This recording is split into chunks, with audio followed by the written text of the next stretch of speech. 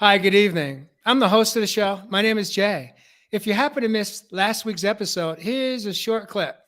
You got to think, if you can't bring it to your own heart and you can't find that in your own space initially, then you need to put yourself in an environment that you feel love. Where's that place that I go? It's called nature. I go out on country, I go out in the back garden.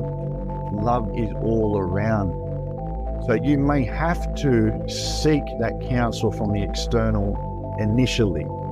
But then, as I've talked about at the start of this show, then the self-building comes from being able to build that self-esteem, that self-worth, that value that builds the confidence that equates to being you, being able to find that love within yourself. Now, one other thing for me, and it's a beautiful quote. Oscar Wilde said it beautifully. To love oneself is the beginning of a lifelong romance. Surround yourself with love, brothers and sisters. Welcome to Real Men, Real Talk Live.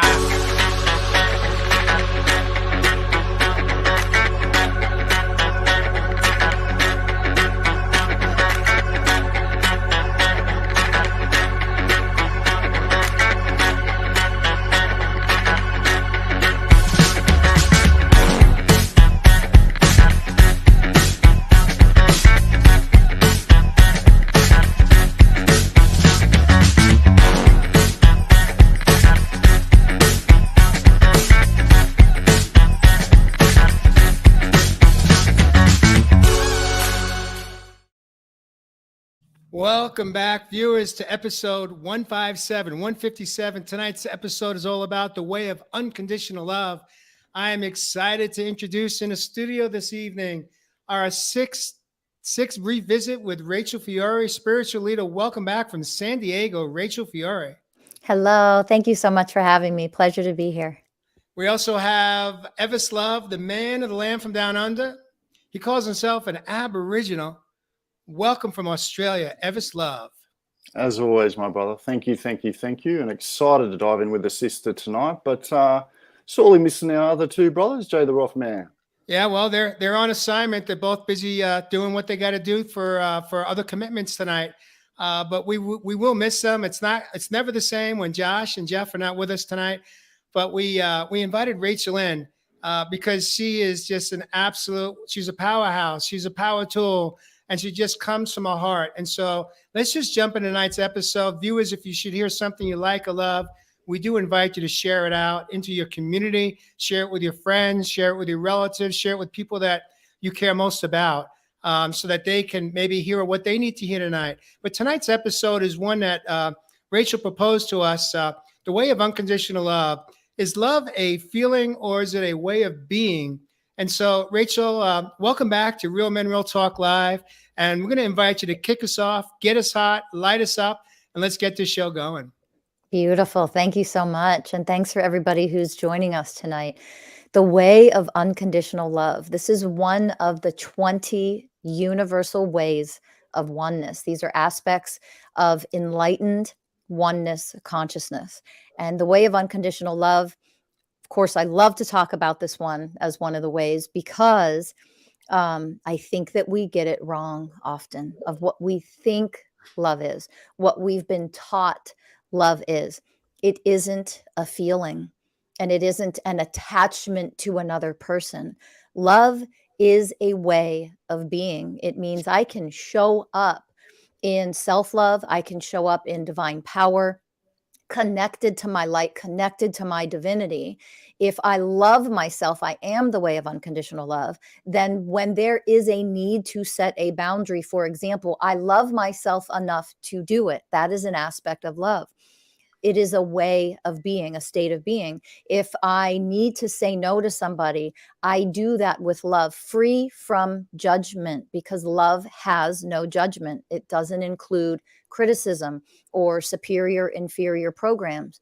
Love means we have a chance, an opportunity to become what we have learned to seek outside of ourselves. It is not outside of us. It is a state of being. It comes from within. It emanates from us to others, but it is always the source of what we are, the truth of what we are. If we can begin to learn what that means, we can heal, we can elevate, and then we can be the way of unconditional love for other people in the world.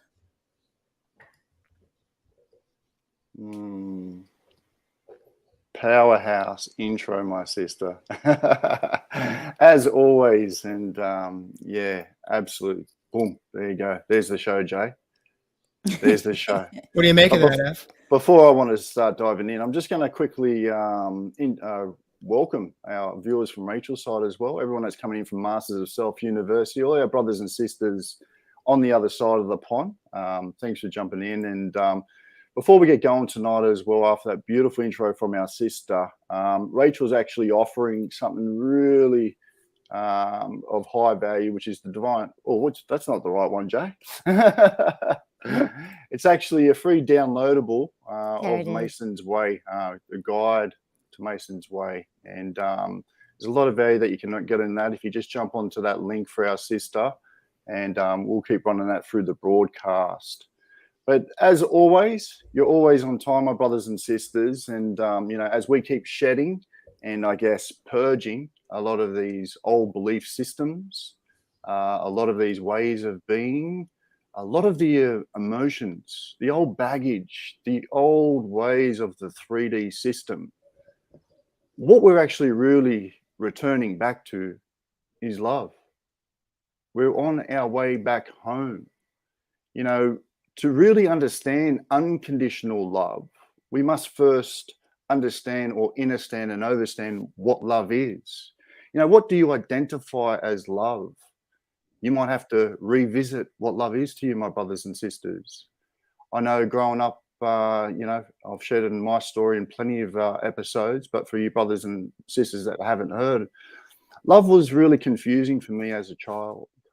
I used to see a lot of abuse and suffered a lot of trauma, I guess, going through those early years of what love was. So my definition of love into my later years was wrapped around pain. It was wrapped around confusion.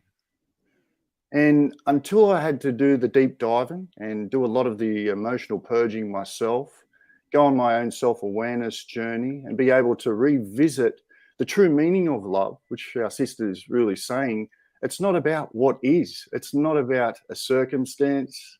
It's not about an obligation. It's not about an event. It's just what you are. So on my journey back home to this love, I started to really start to understand a little bit more about what unconditional love was as well. And it's something that I now share and teach in my Rainbow Serpent Dreaming. And for me to revisit love and, you know, to remember what love was and is, I had to go back to my culture. Now, some of those programs that we've been visiting and that we've been dumped on this planet up until this state, one of those very programs says that we're born into a world of sin as a sinner. In my culture, you're born into this world, conceived of this world in love, with love. So going back to my culture and my roots, I started to really understand the true definition of what love is. And tonight, what I'm going to be sharing, not only from a cultural side, but from some of the tips and tools that I now use within my Rainbow Serpent Dreaming workshops on how you can not only understand and understand what unconditional love is, but most importantly, what unconditional is for your self-love. And to me, at the very core and essence of you being able to understand what unconditional love is to know self-love first. So yeah, man, I'm ready to dive in, Jay the Roth, man. Beautiful. I love that. We have ourselves a show this evening. We got a show. Rachel, I'm curious, what is your perspective of how do we define the essence of self-love? What is self-love truly? How do we embrace it? How do we find our way there? Is self-love something that we are born with? Is it just an innate part of our being? or is it something that we have to reach for and experience as part of our life? It's something that we simply are. Just as Eva said, we are unconditional love, the way of unconditional love, but we get lost. We get lost and we live in separation consciousness. That's what the last paradigm was all about, thousands of years, centuries now. We've really become masters at what separation consciousness is.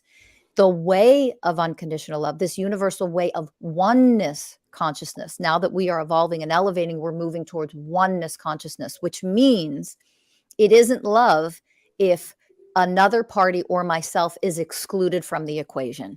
It always includes all.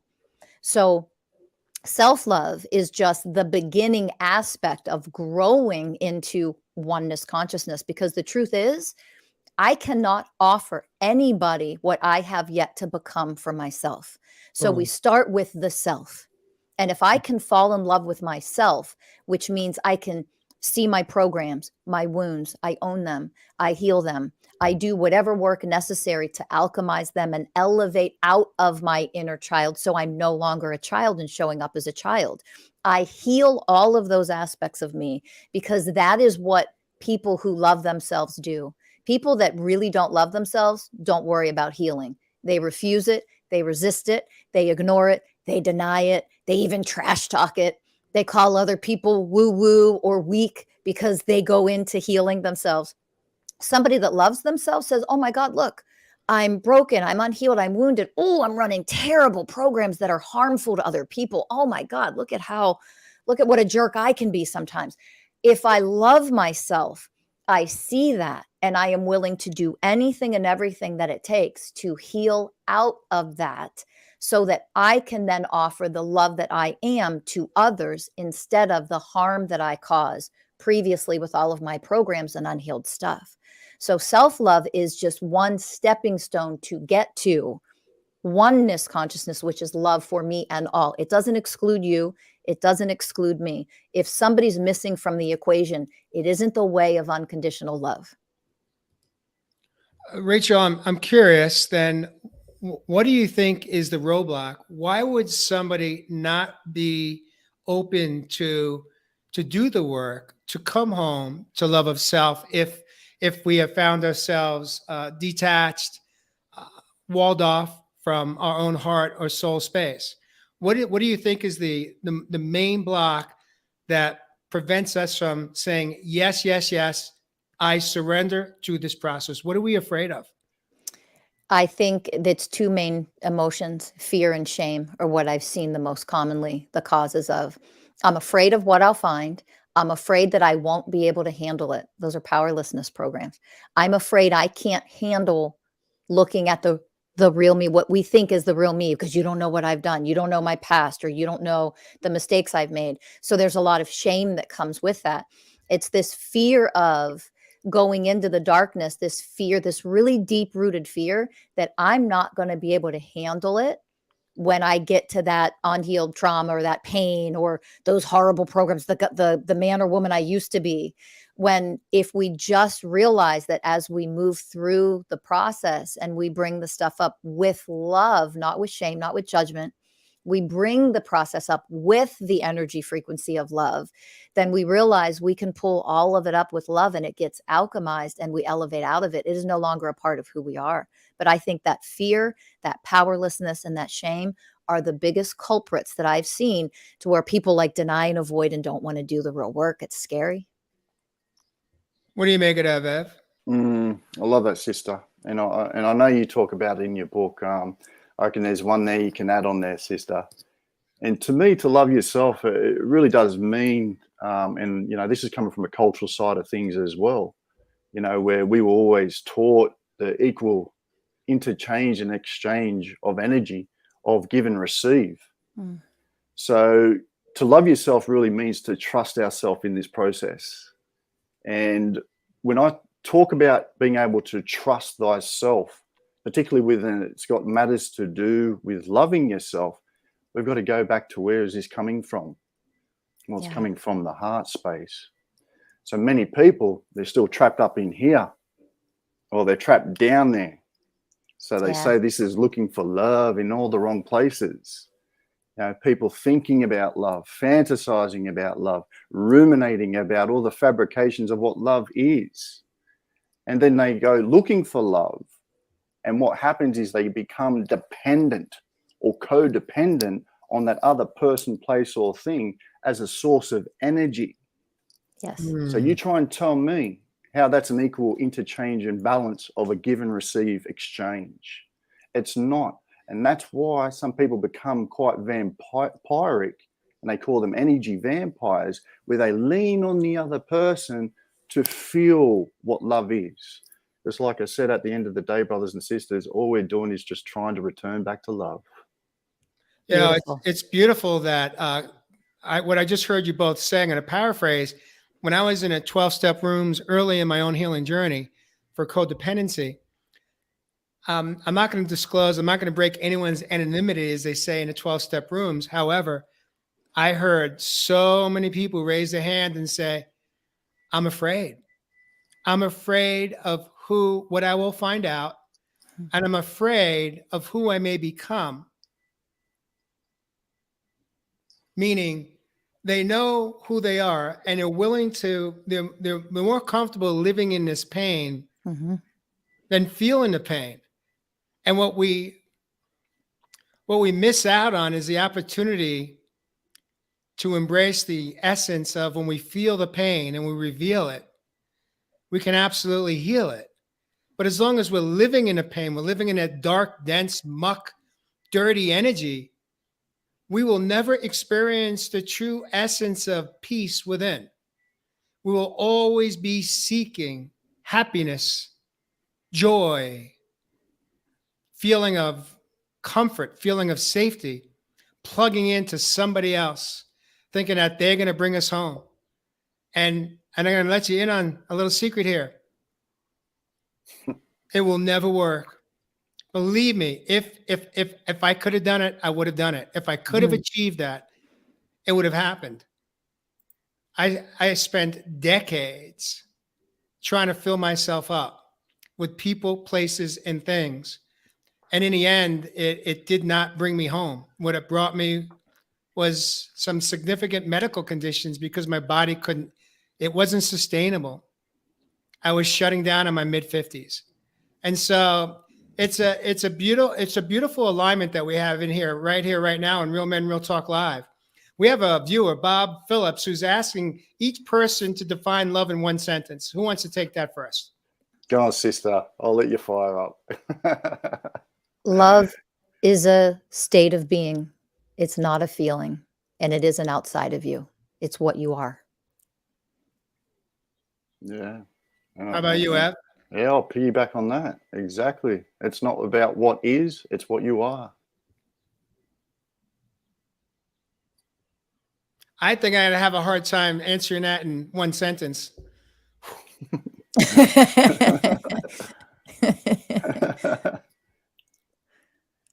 I guess the best way I could describe it for me is it is about energy. It's about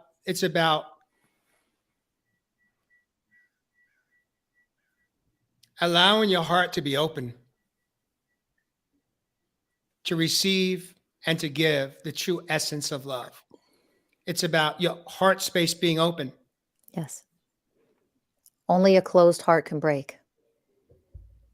And we've learned to keep our hearts closed, and we've learned when somebody is unkind or they say something that hurts our feelings, or they're, not being loving, that we immediately contract and close off and close down. We close our heart centers.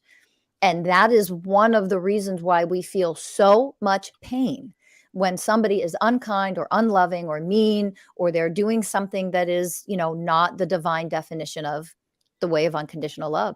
We close down, we get smaller, we contract. That rigidity causes resistance. We're now resisting what is, and what we resist is what causes us that hit back. That's why we feel all of that pain. If we stay completely wide open and we learn how to live completely open with an open heart, the way of unconditional love. It doesn't mean no one will ever hurt your feelings again, or somebody won't be unkind to you ever again. They will. Look at our world. We have a little ways to go before everybody in the world is enlightened. So when that happens, though, if you're fully open, it passes through you. You have a brief temporary experience of emotional pain. With your open heart, energetically, your openness, your divinity, that love is what alchemizes and heals the pain. It then doesn't stick. It doesn't break you. It doesn't kill you. It doesn't destroy you. It's just a temporary life experience of discomfort. That is the power of an open heart. That is the power of the way of unconditional love. Now, who wouldn't want to fight for that, to become that, to face all their wounds and their fears and their programs, to become that powerful? That is divine power. Unconditional love is divine power. Each human needs more of that. So let me ask you this then: if we're closed off from our heart because of the fear and all the other stories that we've created around all the what ifs, when you're working with a client, either one of you too, what would be some of the tools or some of the guidance that you would give your client, even our viewers in this moment right here, right now? What is the pathway to open up that heart and get out of the egoic mind? How do we do it? Give us some shortcuts. I'm gonna say this first because I know Evis is really beautiful at giving some great shortcuts and some tools for people. What I teach and what my certified coaches teach is the energetic process of connecting to your heart, because that's an energetic process. So we guide people to do that and what it feels like to be connected, and then what that feels like energetically as you expand it open. And that process is an energetic process. It's an experience. It isn't, you're not going to fully get there with, breath work doesn't directly just open your heart for you. It guides you and leads you there. Other tools, meditation, guides you towards energetic connection with your heart. And that's what some of those tools are really beautiful for. But to energetically connect is to bring all of your focused attention to the center of the center of the center of your chest, of your heart chakra, of your heart space. Breathe, close your eyes, and begin to feel the sensation of inside of your body. Just feel what that feels like. If your mind starts thinking, you are out of your heart center. Breathe, and for just a second or two, focus on the sensation of it, just the feeling, the physical feeling on the inside of your body. Breathe and keep feeling right there. And when you start to feel an energy there, a sensation there, you can then just command your heart, literally with your mind, say, open. And feel what that feels like. Open. The energy inside of your body responds to your commands. And you start learning how to work with energy that way. Over time, you become more sensitive to what that feels like. And then you can start to live with the energy of openness because you have the experience now energetically of what that feels like. If you don't know how to do that and you can't start there, that's okay. Evis can now tell you the best tools to guide you to start to get you there. By the way, before you jump in, I do want to say that right now I've been participating in a program, one of Rachel's programs, and I am literally witnessing two of your coaches working with 3 other individuals in this program. And how you just described it is I witness it every week when we get to the section of the class on the healing, the actual healing based on that week's topic. And it's magical, it's beautiful, and it works. It truly works. Yeah. So it's beautiful. I'm here. I'm giving the testimony to what you just said. It's not just woo-woo stuff. This stuff is real. It works. It is a significant gateway to the healing of the heart and soul space. Ev, tips, tricks, or tools. What do you got? What are you thinking? I love that. And that's a beautiful practical tool. But where I start with is with everyone's story. You know, what we always knew in culture and we respected was everyone's story. Didn't have to mean that we agreed with their story, but the more we learn about someone's story, where they're at, where they came from, where they're looking to go, then we get more knowledge about that particular individual. The more knowledge we have gives us the more power to now start making conversation where we can connect on a deeper level through the lens of love, being able to move through some of this pain that they may have been going through. So when I teach this rainbow serpent, we're basically talking about those chakras, as you guys might know, across the other side of the pond. Now, to understand these light wheels, you're really governing self-development. And that's why I talk about you've got to know someone's whole story. We've got to go back to those early ages. It gives you a deeper understanding, and overstanding on the consciousness behind human emotion. So this is where it gets deep. I'll start them off in those lower realms. I need to know your story. Have you ever talked to your mum about your story at 0 to 2 years old? Do you know if she was happy when you were in the womb? Do you know if there was any violence going on the outside of that womb? When we're able to learn about whether we felt that safety and sense of security, then we start rising this serpent. We start rising the serpent into the sacred waters. From 2 to 4 years old, this is when our emotions start to form. Now, if those waters have been stagnant, toxic, then they don't move. They don't allow you to be able to move up into heart space. So when we're able to move those waters and emotions, and we start to get a little bit more self-worth, self-value, then we start to go into where those emotions go up into what feeds your heart. The vitality of your heart is fed by your sun. In my culture, we call panau, your solar plexus. This is why they say when you have water, emotions, meeting heat, what's that cause? Esteem. So we build our self-esteem. That esteem rises as a bridge into that heart space. Now, when we come up into that heart space, there's a lot to learn, man. So from the ages of 6 to 12 years old, while that delicate little place is still developing within your world, it's going to take patience. So it's a patient time for you to actually start trying to even open up this heart before you go up into the higher realms, into the spirit. Beautiful. Love that. Evis Heath, Beautiful.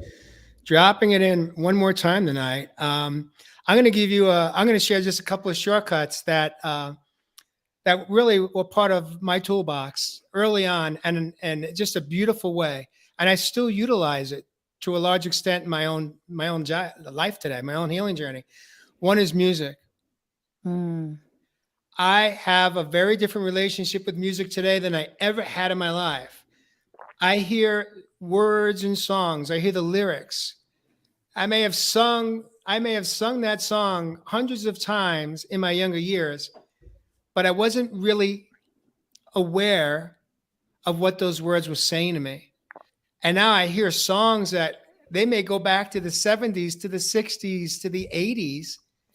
And I hear it as though it's the first time because I hear it from my heart space.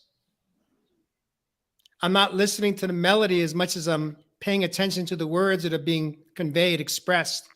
Words of love, words of pain, words of sorrow, words of joy, words of connection, words of disconnection.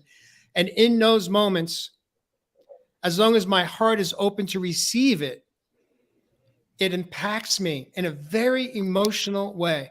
Sometimes as my adult self, sometimes I receive those lyrics as my younger self.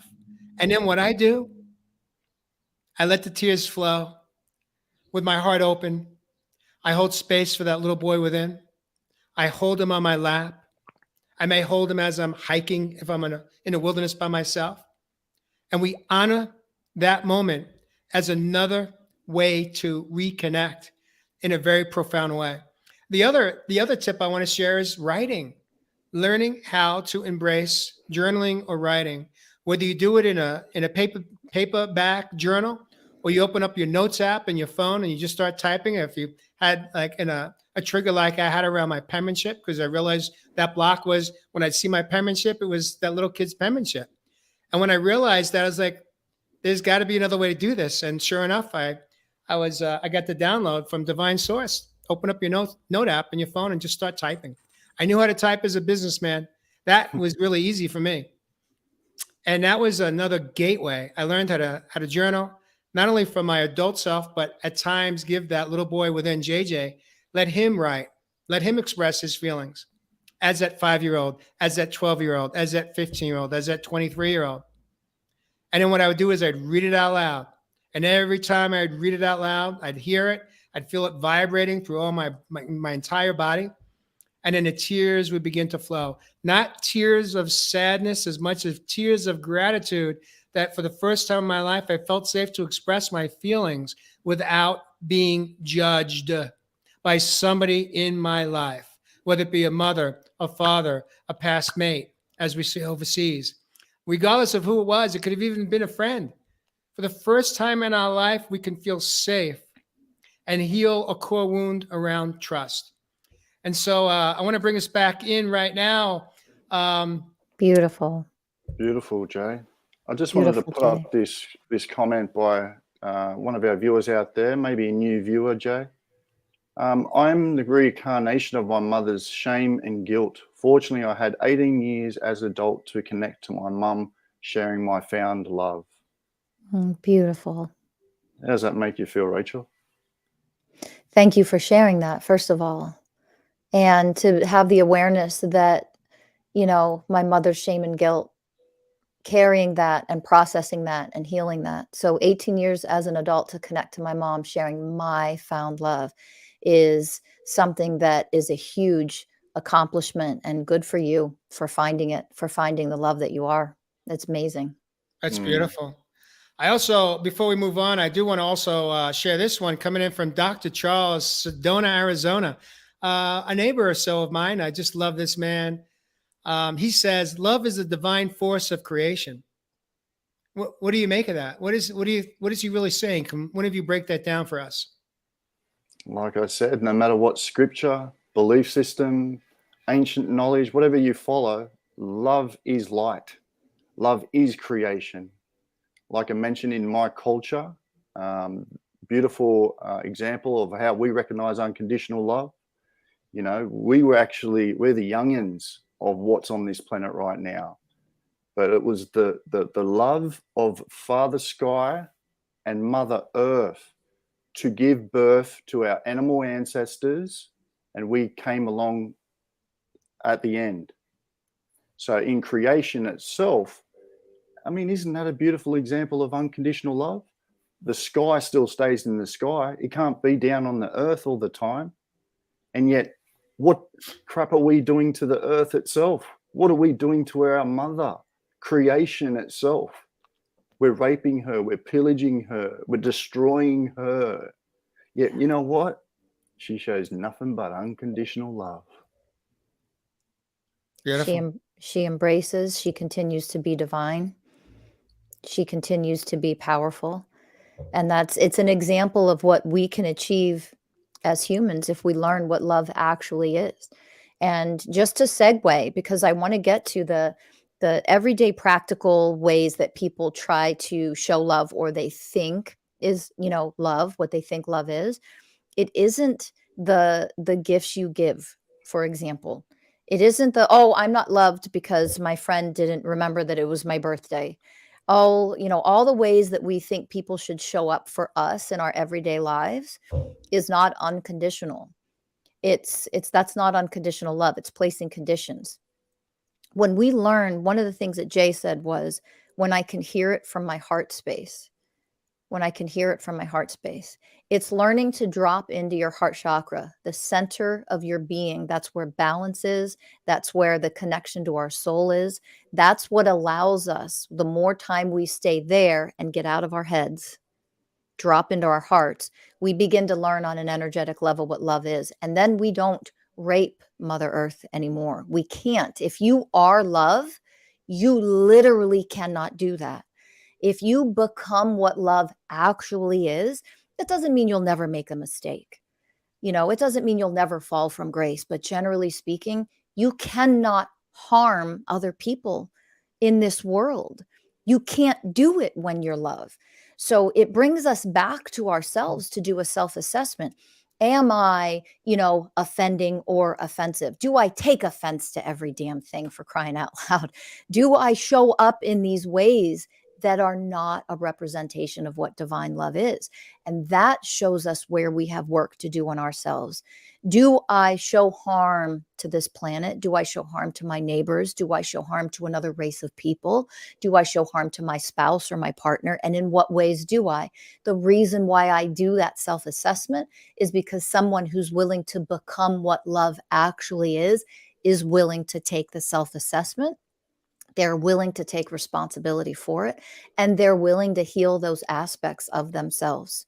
So we don't learn about love just by gaining some knowledge. It really is a becoming. I have to be willing to become the things that I wish I saw more in this world. I have to be willing to become what I wish I experienced more in my relationship or in my friendships. I have to be willing to become. That is the first step of what the way of unconditional love truly is. And it's also leading us. That is what leads us to peace, to harmony, to having those beautiful, loving relationships, friendships, romantic relationships, whatever it might be. That is the journey to bring us back home. And that's what it means to start to learn what love really, truly actually is. It's a becoming. Beautiful. I want to switch gears here right now and take us into the next segment of tonight's show. Does unconditional love mean not setting healthy boundaries? What role do boundaries play in unconditional love? Do they even play a role? 100% they do. Tell us more. 100%. Because if I love myself, then I am willing to stand in my power and set boundaries. I'm willing to say no. I'm willing to speak up. I'm willing to speak out. I show a lack of love, for example, if I'm not willing to honor myself, if I'm not willing to speak up when somebody is victimizing me or trying to shut me down.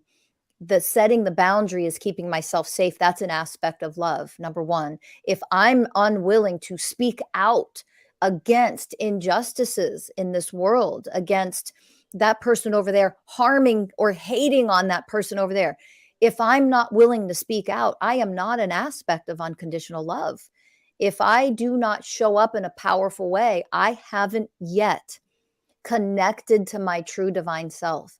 Saying no sometimes is the most loving thing you could ever offer to yourself and to others.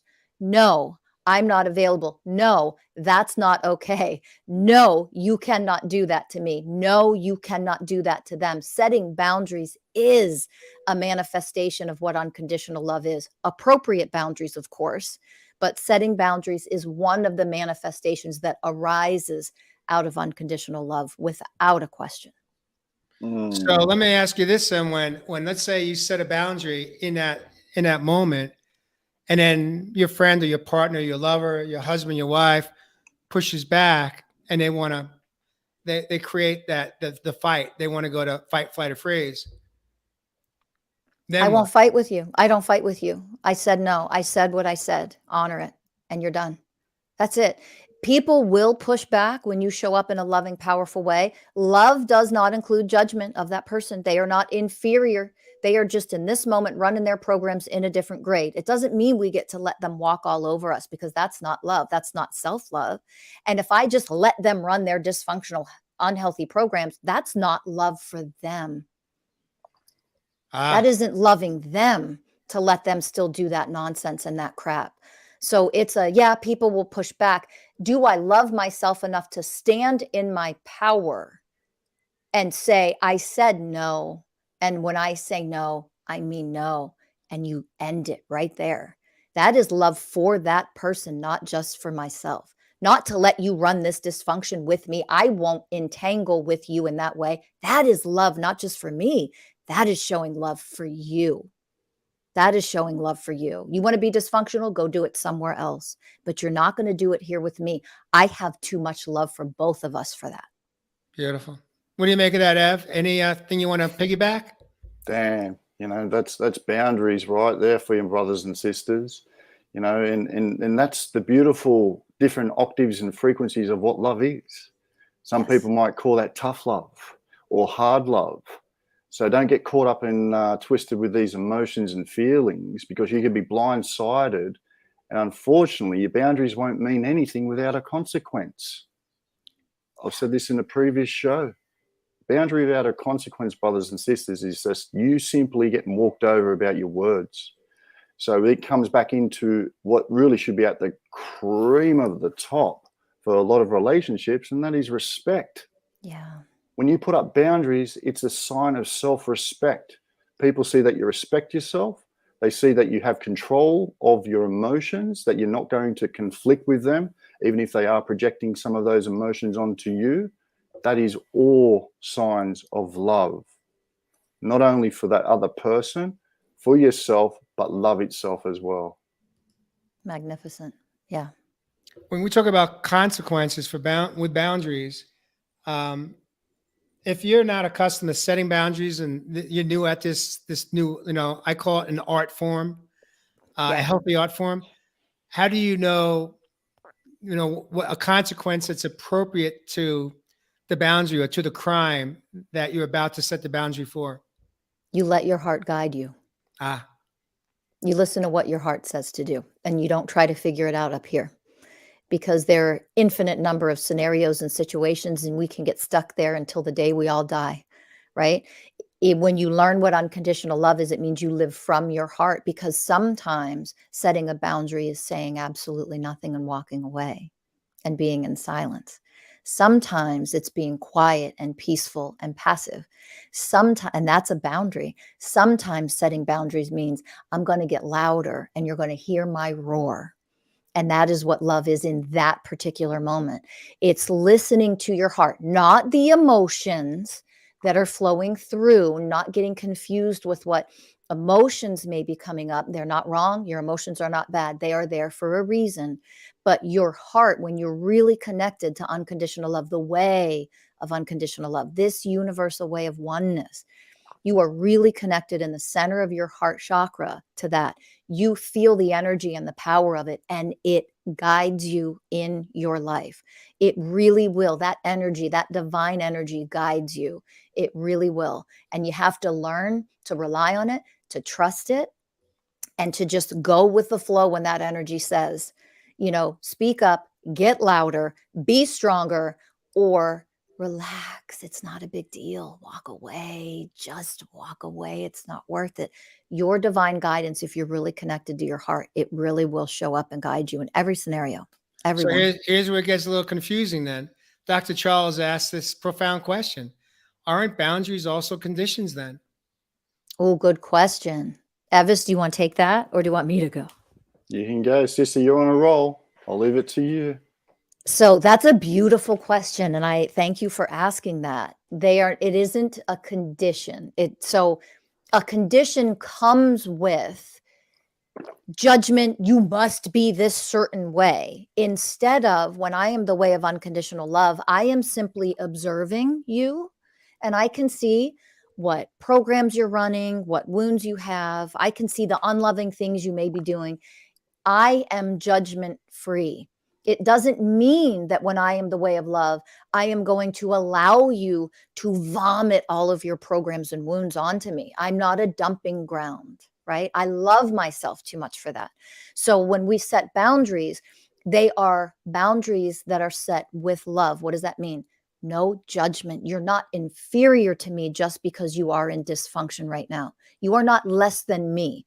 You're simply choosing to be in a dysfunctional state. I can honor that as your choice, and I don't have to be in a dysfunctional state with you. I am going to rise above out of that. No criticism, no judgment of you, but I'm going to rise above.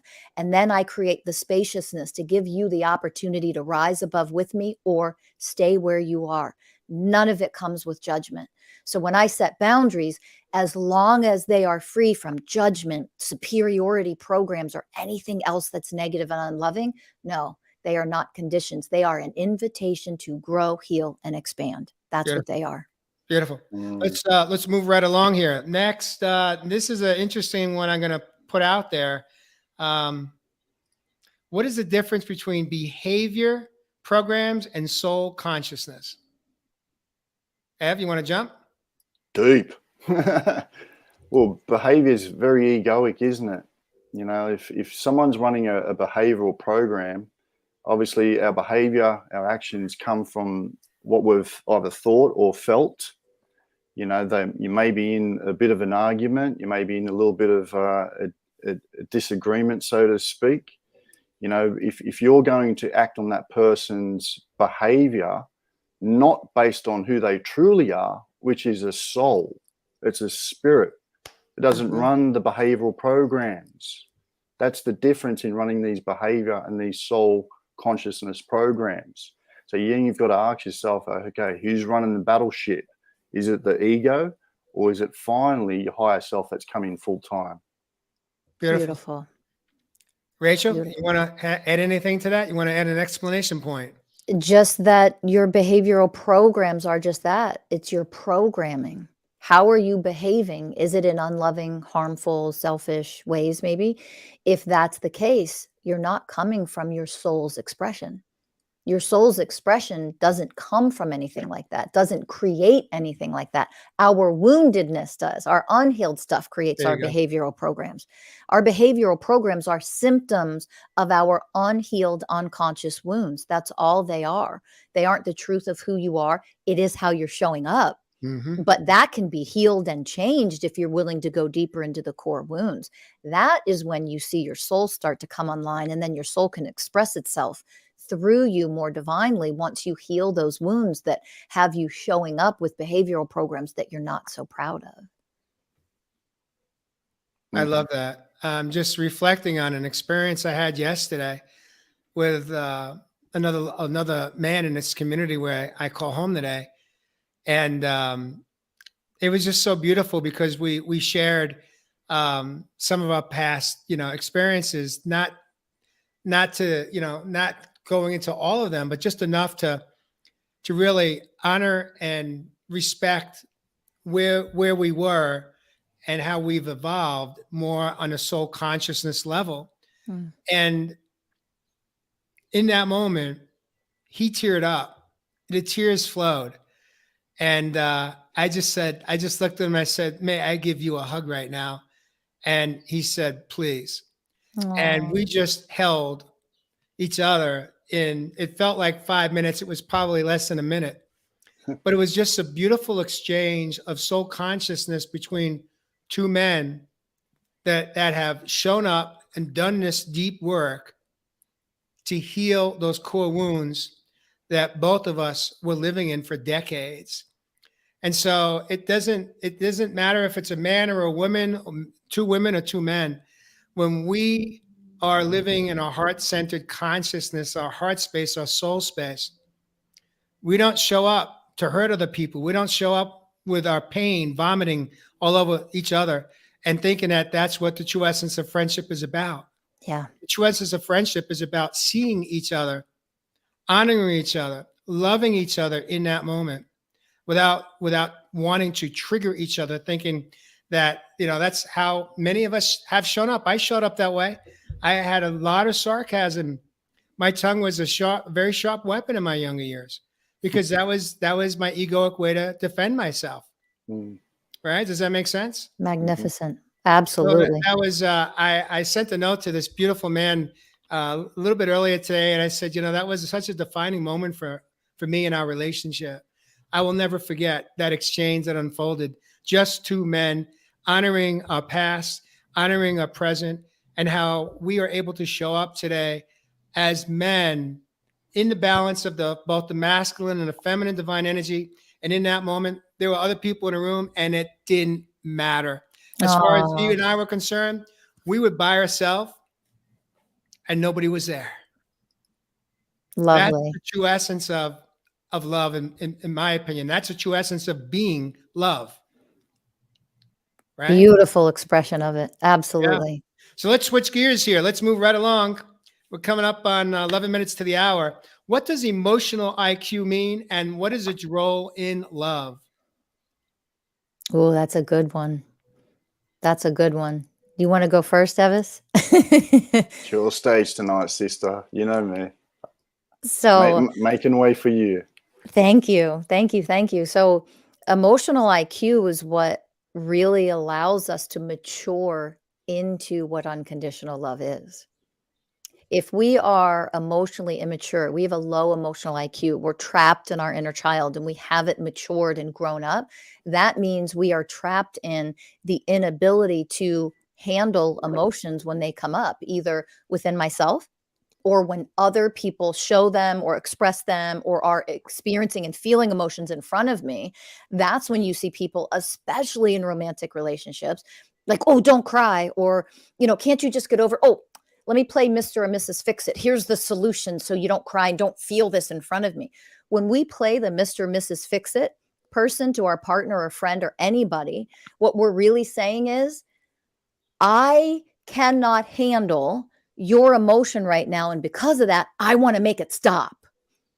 And we also project onto other people with the Fix-It program that you're not capable of moving through something yourself because you're sharing an emotion with me.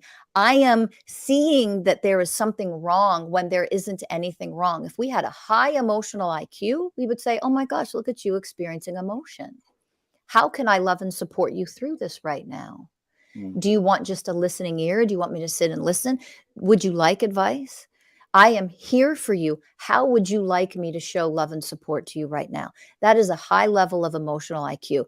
When we can achieve moving through our emotions and maturing through the not denying, ignoring, shaming, blaming, just feeling emotion and realizing that's part of the human experience. When we're that mature, we can show up as that mature for other people, meaning we are actually able to experience, give, and receive love to another person. When you don't have that maturity yet, you're trapped in a toddler tantrum. Everything's about me, that narcissistic toddler age. Then you don't have the ability to truly live in a mature adult relationship and express and receive unconditional love. You have to grow up first. And then what love is comes online very easily. Wow. Whoa. I don't want, this is one of those moments where that kid within, he doesn't want this to end tonight. Truth. Wow. Ev, what do you make of what Rachel just shared? And how do you want to piggyback that? There's the EI. Don't worry about AI, brothers and sisters. There's your EI. Love it. Love that, Evis. and I love, like this is about really adjusting those EQ on those emotions, But unfortunately, when we were younger, a lot of our emotions were shut down. I mean, Yes. if you're like me, Yes. like I said last week, I was told I'd get something to really cry about if I didn't shut my emotions down. Yep. So until I was able, both of us, brother, all of us. So until I was able to freely start to identify my own emotions and validate them, never, ever try and fix anyone's emotions. Validate them, sit in them. That's why we talk about giving space. So as soon as we validate them, that actually allows them to build more self-trust, like I was talking at the start of the show. When we're able to identify these emotions freely from ourselves without judgment, and we as the receiver of those emotions give nothing but empathy and compassion, then we're able to start regulating and managing through the day. That allows us to be able to then freely express, whether that's through crying, whether that's through journaling, like Jay said at the start of the show, whether that's like breathing, which Rachel mentioned also. This is your real EQ on the EI. Beautiful. That's it right there. Yeah. That's perfect. And that is what allows you to then experience the energetic frequency of unconditional love, is that we're grown up enough to handle what is in front of us, whether it's another person experiencing it or ourselves, because growing up and maturing through our emotions and gaining a higher emotional IQ is actually an expression of self-love. It means I love myself enough. I think I'm important enough to mature enough so that I can handle my own emotions. That is self-love. And if I can then handle and move through my own emotions, I am then capable, I'm gaining the skills to be able to offer that to other people around me. How is that anything but loving? Pure magic. Well, sister. I love that. I want to ask this last question, and then we'll do a round robin and put a pretty bonus show and call it a wrap. But before we get to the wrap, what role does passion play in unconditional love? Oh, I like that question. Of I course, really- you like that question. You know why? Because it came out of your book. For our viewers that may not be aware of it, this is a book, an amazing book. I think it's one of the best books that I've ever read. It's called Mason's Way: The 20 Universal Ways of Oneness. And Mary and I read this book together. It is just an absolutely brilliant book. You could find it. You could buy it, I believe, on your website as well as on Amazon. I don't know if there's any benefit of one or the other, but Or trust me, you'll enjoy download it. your free guide. Or download your free guide. Yeah. Yeah, that's another way to get a lot of hits. But tell me why you love that question, Rachel, and what does it mean to you? What role does passion play in unconditional love? Is it a good thing? Is it a bad thing? Is it harmful? Is it helpful? I think we have to first discern the difference between what a lot of people call passion, and it isn't passion, it's lust. Lust is what most people think, oh, I'm so passionate. No, you're lustful, and lustful comes from an unhealed, immature place of objectification of others, place of attachment of others. We can never learn what true divine passion is until we heal the lust that comes with being human, that we will no longer objectify another human being, even if it's our own romantic partner, that we're not here to objectify others and we're not here to be objectified. None of that is passionate and none of that is love. You want to fast forward into healing yourself, elevating, and becoming the way of unconditional love. Passion arises out of that. Divine passion arises out of that. And it doesn't include objectification. It doesn't include codependency. It doesn't include, egoic attachment to another or neediness for another. It is, I am so in love with myself. I am the way of unconditional love. I can offer you unconditional love on your good days, on your bad days, and all the days in between. When I show up that way, and especially if you can show up that way in return, then what organically starts to arise out of that is a passion for each other. And that passion for your work, if you love your work, passion will flow out of you for your work and what you're here to do on the planet. Passion isn't just sex.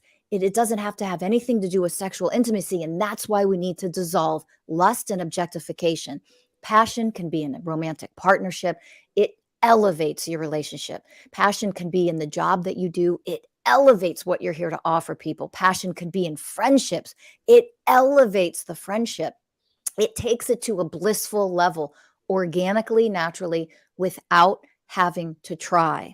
But in order to get to that, you have to be willing to dissolve the lust, those lower, denser things that we've been taught that we've mistaken for passion, which isn't passion at all. Let's heal that.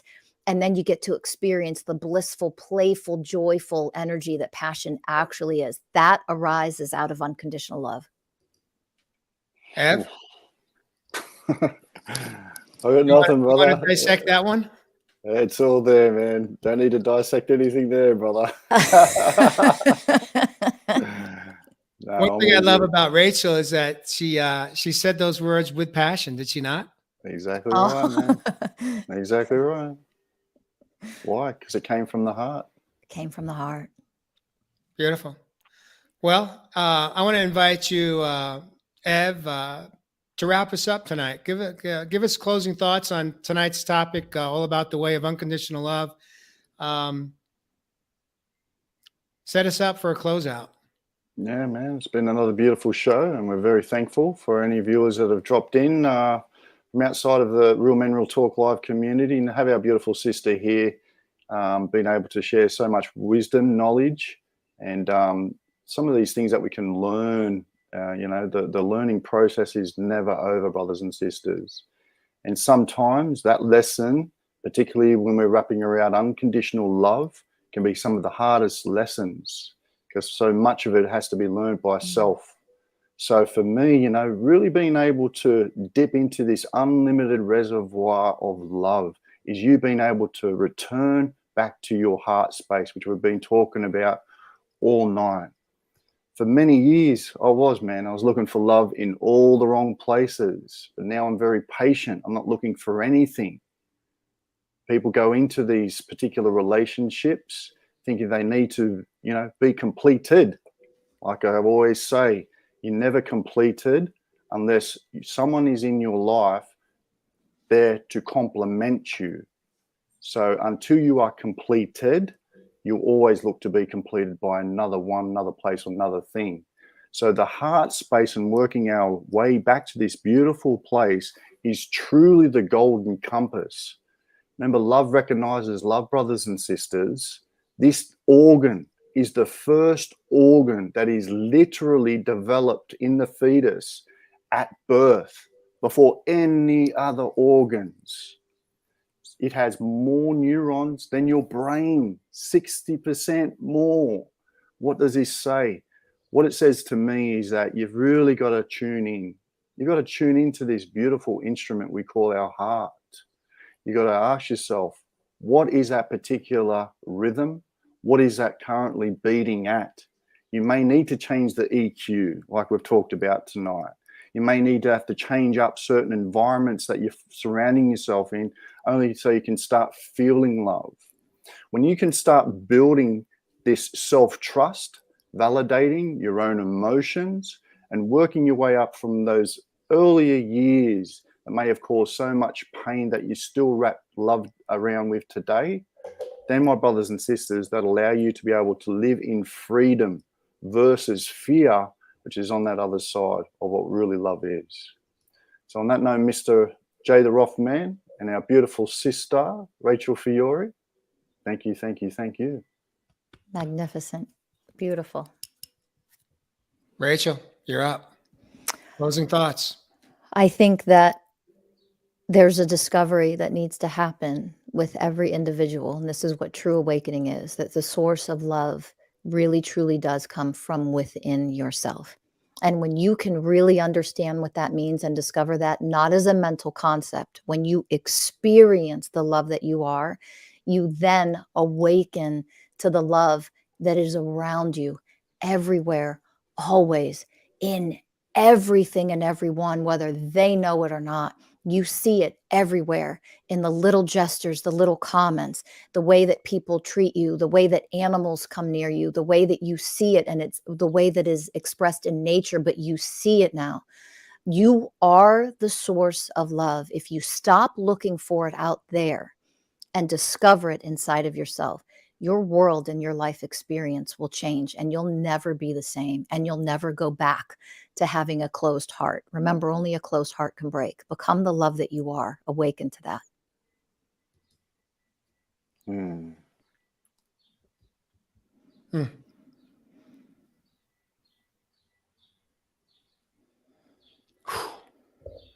I want to thank you, Rachel Fiori, for joining us this evening. This has been an absolutely beautiful episode 157, The Way of Unconditional Love. And this was a short notice. You accepted the invite with very little time. You actually had to juggle your schedule to make it, to join us tonight. It's been such an honor. This has been such a stimulating, passionate, deep dive into the true essence of what unconditional love truly is, what it means. And with that, I want to just, before we close out, I want to just drop in one more short clip from last week's show because I think it is relevant to tonight's topic. Revisiting some residue from the past, but these allow us to just see how far we have come, to really in the present moment and be grateful for this journey.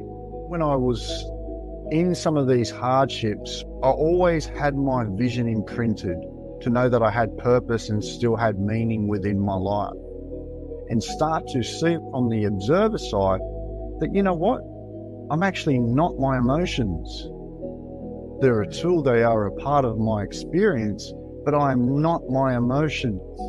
And see that the emotions that I was feeling, anger, actually allowed me to stand up more for myself.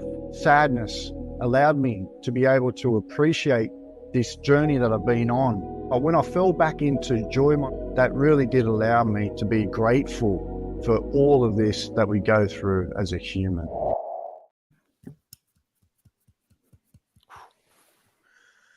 On that note, viewers, thank you for joining us this evening. Please share it out with your friends and family. We love you. Come back next week. We have another special guest joining us, someone from Rachel's coaching program. And we'll announce who that is next week. But in the meantime, thank you for joining us on Real Men. You guys want to join me in a closeout here? Real Men. Real talk. Live.